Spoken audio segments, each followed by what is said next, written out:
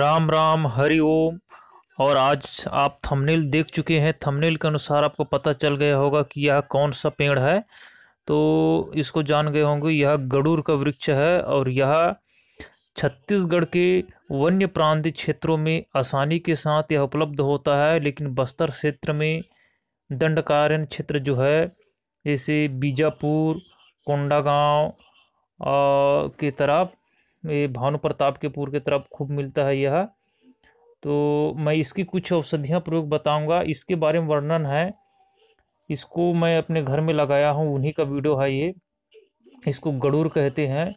इसके आसपास सर्प नहीं आता, कोई भी काल काल सर्प क्यों ना हो, अगर आ जाए इसके पेड़ के नीचे से गुजरने की कोशिश करे तो उसकी 3-4 मिनट में ही मौत हो जाती है। और इसको हमारे बड़े पिताजी ने बताया था, मैं उनके घर से ही लाया हूँ और इसको लगाया हूँ। और ये है उनका पुष्प है।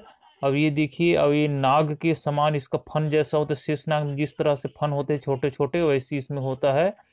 और इसके बारे में ये भी उल्लेख है, मेरे को बताया था कि अगर ये कैसा भी विषैला सांप हो, इसकी डंठल को पकड़ करके सांप के सामने अगर टिका दिया जाए तो कुछ 1-2 मिनट में बेहोश हो जाता है, फिर उसको इंसान पकड़ सकता है। लेकिन आपसे निवेदन है कि आप ऐसा ना करिएगा। इसलिए गरुड़, अब ये पूरा गरुड़ सर्प के आकार का होता है। और इसमें बड़ी चमत्कारी गुण भरा हुआ है। जैसे किसी को अगर सर्प ने काट लिया हो तो इसके पत्तों को, 3-4 पत्ते को इसी ही खिलाने मात्र से सर्प का जो भयंकर विष है उस विष को उतार देता है। क्योंकि इसको बड़े पिताजी ने बताया था, क्योंकि उसके परिवार में जो हमारी दादी माँ थी, तो वो भी जड़ी बूटी के जानकार थी, तो उनसे परंपरा से उसको प्राप्त हुआ था। और दूसरी बात, एक और परीक्षित प्रयोग बता रहा हूँ आप लोगों को, ध्यान से सुने, इसको आजमा कर देखना। जैसे किसी को कैसा भी खतरनाक बिच्छू ने काटा हो तो उस समय आप इसके छाल को निकाल लीजिए या जड़ को निकाल करके और पानी से घीस लीजिए पत्थर पर, और घीस करके उसमें थोड़ा सा नमक मिलाकर जहाँ पर बिच्छू ने काटा उस जगह पर लगाने से 2 मिनट में ही बिच्छू का विष उतर जाता है। यह आजमाई हुई प्रयोग है, तो इसको आप प्रयोग कर सकते हैं। और जिस जगह पर यह होता है, यह गड़ूर का पेड़, उस जगह पर कैसा भी भयंकर सर्प क्यों ना हो वहाँ नहीं आता। और अभी तक कि मैं गांव से बाहर है, मेरा घर मैंने गांव के अंदर लगा हुआ है, लेकिन उस पर पूरा खेत खलियान है।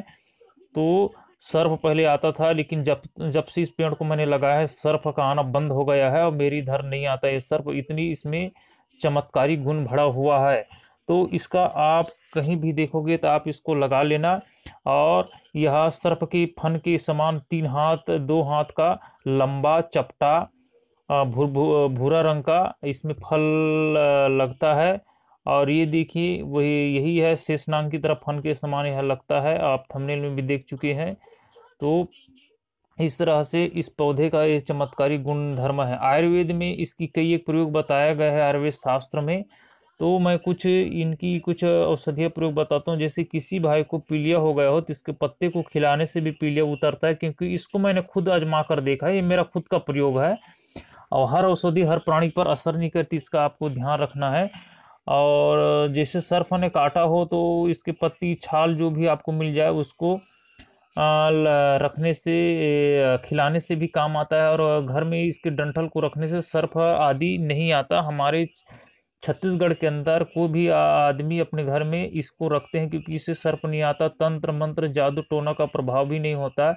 ऐसा तिब्बती लामाओं का मत है, ऐसा मैंने सुना हूँ। ये मेरे सुना हुई बात को आप लोगों को बता रहा हूँ। किसी भाई को अगर पीलिया हो जाए तो सबसे पहले आप क्या कीजिएगा, इस गड़ूर का छाल, ताज़ा छाल को उतार करके आप उसको कूट पीस लीजिए। अब 1 गिलास पानी में रात को डोब दीजिए और सुबह खाली पेट उसमें भीमसेनी कपूर थोड़ा सा मिला के, आधा चने के बराबर मिला करके उसको पीने से कैसा भी आपका पीलिया बीमारी हो, कुछ ही दिनों में आ, उसको पीलिया को समाप्त कर देता है। यह अनुभूत है। इसको पतंजलि के आचार्य बालकृष्ण महाराज ने भी इसकी पुष्टि की है।